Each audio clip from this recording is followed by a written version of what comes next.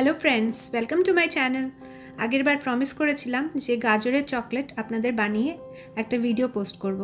তো আজকে চলে আসলাম সেই রেসিপি নিয়ে, যেটা আপনারা আপনার বাচ্চাদের জন্য অনায়াসে বানাতে পারেন এবং তারা খুব এনজয় করবে আর বুঝতেও পারবে না যে চকলেটের মধ্যে গাজর রয়েছে।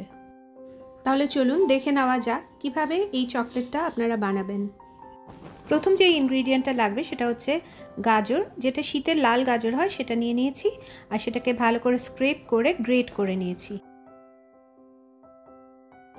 এরপরে কিছু নাটস নিয়ে নিয়েছি, যেটা আমন্ডস, কাজু আর একটু কিশমিশ নিয়ে নিয়েছি। সেগুলো আমি ফাইনলি কুচি করে নিয়েছি একটা মেশিনের সাহায্যে।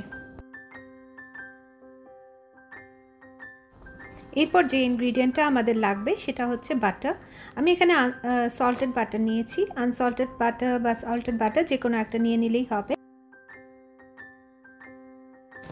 একটা ফ্রাইং প্যান নিয়ে নিয়েছি, তার মধ্যে একটুখানি বাটার মেল্ট করে প্রথমে কিশমিশটা ভেজে তুলে রেখে দেবো। সেই একই ফ্রাইং প্যানে আরেকটু বাটার মেল্ট করে নিয়েছি, অ্যাবাউট 2 টেবিল স্পুন মতন। আর বাকি গাজরটা এর মধ্যে পুরো দিয়ে দেবো। যতটা গ্রেট করে রাখা হয়েছিল সেই পুরো গাজরটা এর মধ্যে দিয়ে ভালো করে হালকা ফ্লেমে একটু ভাজা ভাজা করব। তারপরে যে গ্রেটেড নাটসগুলো ছিল, যেগুলো কুচি করে রাখা হয়েছিল নাটসগুলো, সেগুলো এর মধ্যে অ্যাড করে দেব এবং এরপরে চিনিটা অ্যাড করব। চিনিটা মিষ্টত্বটা আপনাদের নিজেদের ডিসাইড করে নিতে হবে যে কতটা চিনি দিলে এটা মোটামুটি একটু মিষ্টি হবে। তো সেই আন্দাজে আপনারা চিনিটা অ্যাড করুন। আমি এখানে 2 বড় টেবিল স্পুন অ্যাড করেছি। ফ্লেভারের জন্য দিয়েছি 4-5টা ছোটো এলাচ গুঁড়ো করা, অর্ধেকটা জায়ফল আর একটা কমলা লেবুর খোসা গ্রেট করা। আপনারা দেখতে পাচ্ছেন যে গাজরের মিশ্রণটা বেশ ক্যারামেলাইজড আর চিটচিটে হয়ে গেছে। এই স্টেজে কড়াই থেকে নামিয়ে ফেলতে হবে। মিশ্রণটার জন্য নিতে হবে কিছু নিউট্রাল ফ্লেভার্ড বিস্কিটস। আমি এখানে মারি বিস্কিট নিয়েছি। সেটাকে একটু ক্রাশ করে গুঁড়ো করে এই মিশ্রণের মধ্যে মিক্স করে দিতে হবে। তারই সাথে ভেজে রাখা কিশমিশটা এই স্টেজে অ্যাড করতে হবে।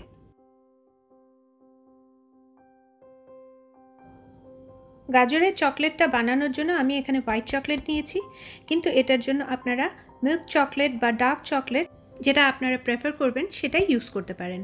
চকলেটটাকে ছোট ছোট চপ করে নিতে হবে আর তারপরে ইদার মাইক্রোওয়েভে আর না হলে ডাবল বয়লারের সাহায্যে এটা মেল্ট করে নিতে হবে। আজকে আমি গাজরের চকলেটটা দুভাবে বানানো শেখাবো। প্রথমে করতে হবে কি, মিশ্রণটা থেকে ছোট ছোট বলের মতন আকারে গড়ে নিতে হবে। তার মধ্যে লম্বা টুথপিক বা স্কিউয়ার অ্যাটাচ করে দিতে হবে। এবারে যেভাবে আমরা কেক পপস বানাই ঠিক সেইভাবে টুথপিকটার সাহায্যে গাজরের বলগুলো চকলেটের মধ্যে ডিপ করতে হবে। এটা খেয়াল রাখবেন যে গাজরের বলগুলো যেন চকলেটে পুরোপুরি কোট হয়ে যায়, আর এই প্রসেসটা 2-3 বার রিপিট করতে হবে।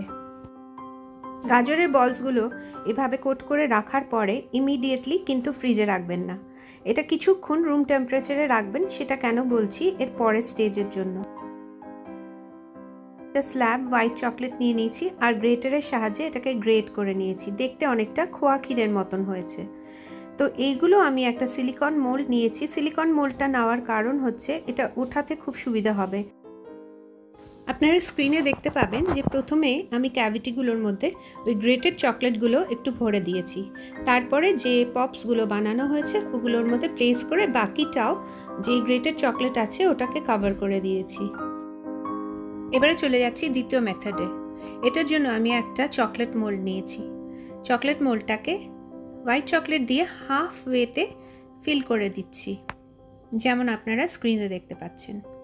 এবারে গাজরের মিশ্রণটা এই চকলেটের মধ্যে প্লেস করে দেব। প্রতিটা ক্যাভিটির মধ্যে গাজরের এই ফিলিংটা প্লেস করে একটু ট্যাপ করতে হবে, যাতে চকলেটটা ভালোভাবে মোল্ডের মধ্যে সেটেল হয়ে যায়। উপরে যেই ফাঁকা স্পেসটা থাকবে তাতেও হোয়াইট চকলেট দিয়ে ফিল করে দিতে হবে। চকলেটটা ফিল করার পরে পুরো মোল্ডটাকে আপনারা একটু ট্যাপ করে দেবেন, যাতে এয়ার বাবলস বেরিয়ে যায়, প্লাস চকলেটটাও ভালোভাবে সেটেল করে যায়।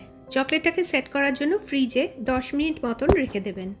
10 মিনিট পরে বের করলে চকলেটগুলো পুরো সেট হয়ে যাবে। আজকের এই ইউনিক চকলেট রেসিপিটা আপনাদের যদি ভালো লাগে তাহলে ভিডিওটাতে অবশ্যই লাইক করবেন, শেয়ার করবেন আর চ্যানেলটাকে সাবস্ক্রাইব করে পাশে থাকবেন। এই চকলেটগুলো আমাদের এখন রেডি হয়ে গেছে। এবার এটাকে ডেকোরেট করার পালা। আমি কিছু স্প্রিঙ্কলস ছড়িয়ে দিয়েছি। আপনারা এটাকে স্প্রিঙ্কলস দিয়ে বা অন্য ডার্ক চকলেট দিয়ে স্ট্রাইপস করে ডেকোরেট করতে পারেন। আজ বাস এটুকুই, আবার ফিরে আসবো একটা নতুন রেসিপি নিয়ে। বাই।